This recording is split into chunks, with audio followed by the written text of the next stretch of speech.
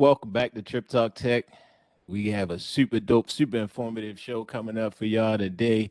We're going to be talking self-defeating personality disorder with our co-host of this segment, our honored co-host of this segment. We'd like to welcome back to the show, Rashad Bowtie Mills, man. Welcome back. What's up, my brother? How you feeling? Hey man, I can't call it. I can't call it.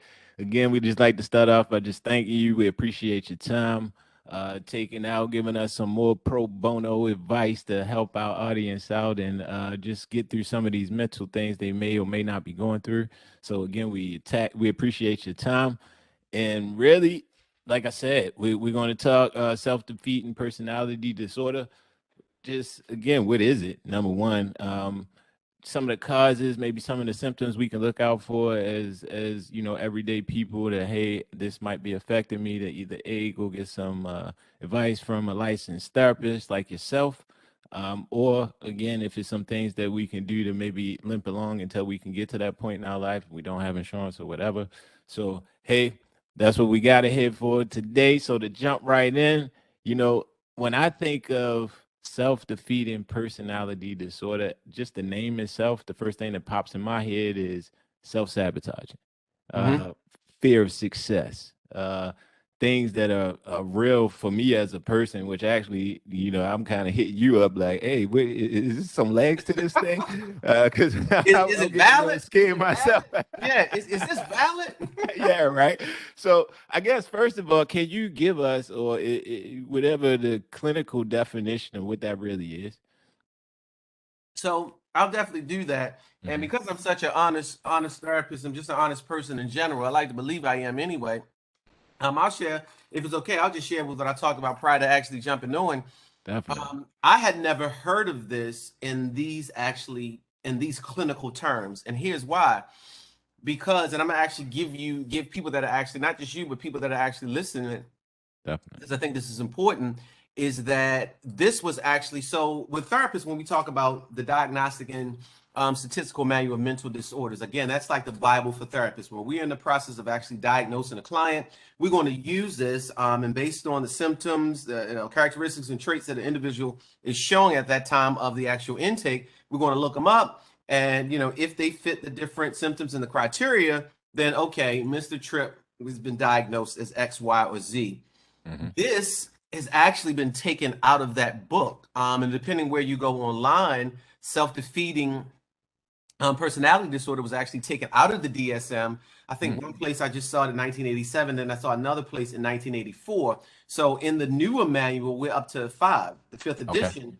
This is not actually going to show up in there under this name. It's actually going to show up as a personality disorder, not otherwise specified, right? Which Okay. means that the symptoms don't classify, or enough symptoms wouldn't classify so we can categorize it as this specific diagnosis. So when you said, "Hey, this is what we're going to talk about today," I thought it was interesting because I never heard of it. I'm like, "Well, did I fall asleep in grad class? I mean, graduate school? Like, did I fall asleep? Was I just like thinking about something else?" So it's a personality disorder, right? And you mentioned Okay. something that was very important: self-sabotaging. So a lot of the characteristics are in line with self-sabotaging behaviors, right? And one of the things that you see, and depending where you find it at online, an individual is making a conscious bad choice. So it's not like I'm making a choice to, I want to do the right thing, and then something happens where it feels like, this was self sabotage. No, you're making a conscious choice to self sabotage something that's ultimately going to be beneficial for you. That's Wow. sort of like the crux of it. And I want to be, I guess, get very clinical Hmm. here. I want to give this clinical definition. Sometimes people want the clinical part of it, right? Pervasive, if I can get it out, pattern of self-defeating behaviors beginning by early childhood, and they present in a variety of contexts. And I want to stop there momentarily because I was reading this online. A lot of the causes went back to individuals' roots growing up and See, staying you went right to it. So let's just yeah, jump right yeah. in. Let's It, go to the causes of this So disorder. if a parent was one that was really dominating and had control over the kid, and the kid wasn't allowed to make different choices and different decisions and kind of be themselves, oftentimes, and I've read this several places today, that that's the cause of it. the Wow. relationship between an individual and their parent. Now, would I be ignorant in the sense of not knowing to believe there could be other causes of it? Sure, there could be other causes of it, but this Mhm. seems like one of the more general causes of it, right? Is a relationship with the individual and their parent. This individual not having control, this individual not maybe having the opportunity to grow and speak up for themselves. And for me as a therapist, I like to connect the dots in a lot of different things. If I'm thinking about a child growing up in an environment and maybe they didn't have an opportunity to make choices of their own, and the parents really controlled everything. Mhm. Maybe that child growing up operates from a place that they don't know that they are entitled and supposed to receive better things. So when different things present themselves in an individual's life, they may intentionally self sabotage them because they have operated from a place to expect things to be bad or not favorable for them. So if I always grew up and nothing was favorable for me, Mhm. right? I may grow up and I may Believe operate in. intentionally self-sabotage things because here's what's very important to understand when people self-sabotage. It provides them with consistency. And I know people may say, Rashad, that doesn't make sense. It makes a lot of sense. And here's how. If I grew up with a certain pattern Mhm. of not having control, somebody else controlling things not working well for me, I know if I self-sabotage, it will give me a consistency that's always been the theme of my life. So really, I'm gonna keep status quo by keeping drama, destruction, and trauma. I'm going to keep the current state of affairs in my life by intentionally doing what? Self-sabotaging. Because And, if I don't self-sabotage, guess what now it does? It provides me with something new that I haven't been accustomed to, and potentially making that adjustment is hard. man, so that different perspective in life. Again, I want my life in my mind to be better, but Yep, that's more of a fear to jump on that side of the fence. So I'll just go ahead and absolutely. make sure it doesn't turn out Yeah. good. And here's the thing with human nature, right? And I Mhm. see this a lot, obviously, as a therapist, but just think about your life, my life, anybody that you know. We have engaged in a certain pattern of behaviors. Not that it was good, but it was consistent. And Yeah. just adjusting, right? Just adjusting is big. That's why we have what we call an adjustment disorder. Adjusting to certain things is huge. And so that's one of the common themes that I would probably connect in this personality disorder is probably it's been consistent for an individual. And then it's like, okay, I don't know that I'm supposed to maybe have a podcast like, like Trip Talk. No, I'm a self-sabotage and I'm gonna find a way to Not make to this. do it. Yeah, maybe in relationships, maybe in areas of our health, maybe in areas of professional growth, financial growth, whatever that looks like. These self-sabotaging behaviors often come into play, and it's probably deeply rooted in that. Mm. That's a deep one right there. Some of the symptoms as a person, like, is it any telltales? Like, hey, I don't know, waking up a certain way, I'm doing this a certain way, or Mhm. I find myself always around drama, like you just said. Again, maybe I'm seeking drama. I don't know. What is it? Some things or patterns of behaviors that people do usually along the lines of this Right. disorder? I'm gonna give you some of the symptoms, and again, we're gonna stay very clinical Okay. today in reading it, right? As I would be described in the DSM, the previous editions of it, right? Hmm. It says that an individual have to suffer or prevent others from helping them is indicated by at least five of the following, right? So this is very clinical. We don't have to guess this. This is how they describe it. Okay. Choosing people in situations that lead to disappointment, Mm. right? And the reason why I'm glad today we're probably going a little more clinical than we go in previous sessions is because when we're talking about diagnosing, a lot of times we may read something online we may see the first one, and instantly, what do? Oh, that's me, man. I have Hey, Rashad, self-defeating I need to talk, personality man. You got disorder, 10 minutes? right? And instantly, we do that. I know I've done that. I know I have done that. I know I have done that, man. I'm Mhm. going through like a medical situation right now. It's called vertigo. Right? I'm walking Uh-huh. around. I'm like dizzy and You know, equilibrium is dizzy, off. yeah. And I looked some things up online, and I was like, oh man, this is in line with this. And I diagnosed myself with something like totally out of line. And I was like, well, man, let me get my butt to a doctor, a trained doctor, to rule out Yeah. some things. So that's one of them. Rejects or makes ineffective attempts of others to help them. So if somebody's going to help them, you're going to reject them, right? Mhm. It says following a positive personal event, you still find the negative from that. So for an example, I'm just making this up. Man, you might get a raise at your job. You'll find the negative even out of the positive, No, right? I get that point because, like you said, like say the raise situation, right? I got a Mhm. raise, but it wasn't worth what, I'm worth way more than that, and they still disrespectful of me. And then again, you Yep. can't really celebrate those highs. hmm Rejecting opportunities for pleasure.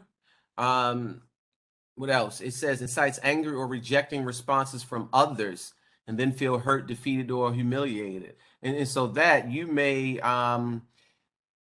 incite somebody to say something to you, and they'll say something negative, and then like you're sort of humiliated. But But at the it was same your time, I action. started to get that It, reaction to feel hurt. yep, it was your initial reaction that led to their reaction, and now you feel hurt. And to your Failure point, to I think another thing you said there that was kind of gold. You knew the intent, so you knew it was going to be an adverse reaction that was Mhm. going to come back. Yep. Failed to accomplish tasks critical to their personal objectives despite having demonstrated the ability to do so, right? And so if I have the talents or the ability to do so, I'm still finding myself in this space where I'm not getting this thing done. And whatever I want to get done is really in line with maybe the goals or objectives of who I am as a person. I have the ability to do it, but I'm still not finding a way to get it done. Um, and it says is uninterested or rejects people who constantly treat them well, right? And this is so important that, and I think out of these you have to have five of the following, because if we just look at that one, we may look at some of the relationships. People try to treat us well and we rejected them, or maybe we've dated, or Hmm. if we try to treat somebody well and they rejected it. So just one symptom is important to understand. Doesn't You wouldn't categorize yourself here. And then the last one is the person may avoid or undermine pleasurable experiences. So when you look at this, this is an individual that is going out of their way. And I think that the word here would be like intentional. Intentional. Gotcha. Individual is intentionally going out of their way to really self-sabotage in these different areas of their life. Or some of the symptoms. And to be honest with you, I can see this. And again, I've never diagnosed the client with this, but Hmm. I can probably see this in some clients of mine.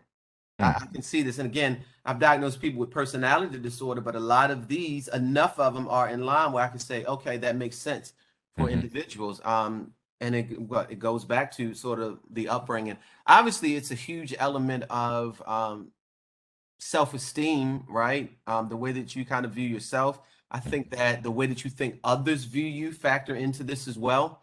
Hmm. And I can imagine what is this like trying to live a life like this.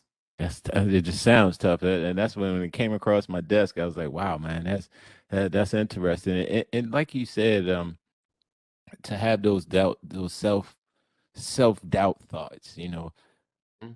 how do you combat against those kind of feelings? Like you said, that's got to be a tough life. But how, like, just in self doubt itself, is there some ways you can kind of combat against worrying about what other people are thinking of you? I know social media, definitely Oh, heightens that social type of. media can be terrible if you let it. I'm always going to go back to cognitive behavioral therapy, right? It's one of my go-to models. Think, feel, and behave. Examining the nature of your thoughts, right? And it's this little model, right? It looks like a diamond or a triangle. Sometimes you'll see there's a circle on line, and at the top of it, it has a thought that connects to how we think, and that connects to, I'm sorry, the thought connects to how we feel, and the feeling connects to how we behave. And it's a triangle, and you'll see arrows that are interconnected and they're going in multiple directions at the same time. So how you think connects to how you behave, how you think connects to how you feel, and all of them are connected. And it's like a little triangle, this three-sided thing. Obviously, triangles have three sides, but Yeah. each part it connects. And cognitive behavioral therapy is like a great therapeutic model or tool to help you examine in the nature of your thoughts. I'm always going to ask a client anything that relates to self-esteem, or any self-defeating behaviors. I'm going to say, let's go examine the nature of the thought. Is this thought true? And if they say, yeah, Rashad, this thought is true, okay, examine it. And if we further examine it, you have to prove to me by providing evidence that that thought is true. And a lot of times we arrive that it's not true, it's an irrational thought. And if it's an irrational thought, then we discredit it. I always tell people to put your thoughts on trial. Put that thought on in a courtroom and put it on trial. And I'm sort of cross-examining you, and I need to be able to, you need to be able to tell me that thought is true because of this. And if you can't give me evidence to support it, then it's a mistrial because that thought holds no weight. It holds no value, right? Another thing is maybe people having support groups, right? I mean, like people, and it doesn't mean like you go and you sit down with a Monday support group. Support groups can be people in your circle to kind of encourage you. Say, hey, you know what, Keith, I noticed that when new opportunities come up, you intentionally do these things to kind of, self-sabotage you, right? People to support you and say, you are worthy of this. You're worthy of having a good relationship, a good job, whatever that looks like, right? Therapy, obviously, is going to be one. Those things can be really, really helpful. And I think for an individual like this, I don't know that an individual can do it just alone and kind of cope with, Everything self-defeating else. personality disorder, any personality disorder, because again, it's been ingrained and embedded in their system for so long that it becomes a part of their regular way of life. So, right, with any personality disorder, it's really hard to do it by yourself because number one, you may not know it, or two, you may know it, you just don't have the tools by yourself to To kind of break cope the cycles. and kind of deal with it. And even if you have the tools, maybe you need sort of an outside voice or outside set of ears, an outside um, set of eyes to kind of help you sort of break it and make you aware of it. Because with it, you may be aware of it, but you may not even know when you're doing it. You may Mhm. unintentionally walk into a new opportunity to be a CEO of a business, and before you know it, you're already discrediting yourself and sabotaging the opportunity, right? And so sometimes it's really important to have people to help you along that path. All right, so we got to have maybe therapy, some people along the path. Mm-hmm. Let's say, and obviously, we're not trying to put, this disorder, like you said, it's not even in the manuals no more. We're not trying to make a one size fit all approach to this. We're just sharing some information with you. But let's say a person can't get to therapy, like you said, because and for me, it sounds like with these type of disorders, that's kind of hard because if you've been living them all your life, you need somebody to say, "Hey, no, Mm-hmm. maybe look at a different perspective." But let's say if they can't get to that option, is it any other options they might can do? Whether it's meditation, whether there's whatever, I don't know. I think an individual can. I'm never going to. I'm always going to operate from a place of total optimism, right? And if you can't Yeah. get to therapy, should I just say, hey, just shut down and give up? No, I think, you know, I'm always going to advocate for individual doing self-awareness. But here's the thing, and self-awareness would look like, um, am I really happy with this? Hmm. And then saying, if I'm not happy with this, then something must change. Something must be wrong. And if something is wrong, then that would maybe lead to, okay, maybe I need to engage in some things to help me change. Self awareness is going to be one, but that's also very tricky, I must admit, because we're talking about a personality disorder. And a lot of people with personality disorders, maybe they're not at that place where they can actually recognize that it is a problem. Understood. And Understood. that's why it's kind of challenging in that regard. Part of it can depend on the individual. Do they want change? If you want change, that's one of the biggest steps, right?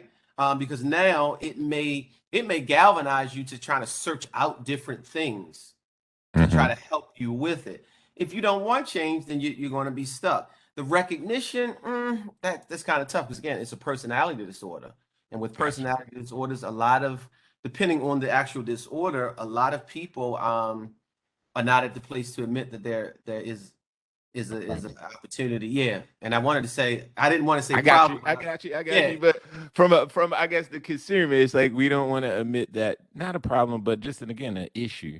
Mm-hmm. Yeah.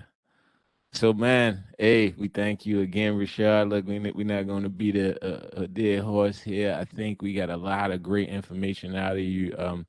Also, I just thank you for digging into it. Like you said, they removed it from the books. I actually just heard about it. I saw some information on it. Like I probably did the WebMD thing too, and was like, oh man, So uh, you diagnose yeah, yourself. somebody missed something. Yeah. Somebody missed something in the diagnosis, and maybe it caught me, but no, you were dead on point. I appreciate your time again. Uh, is it any other wisdom or shout outs you want to do before we get out of here today? Go ahead, shoot it off. I know you got your own podcast, doing some No, other things.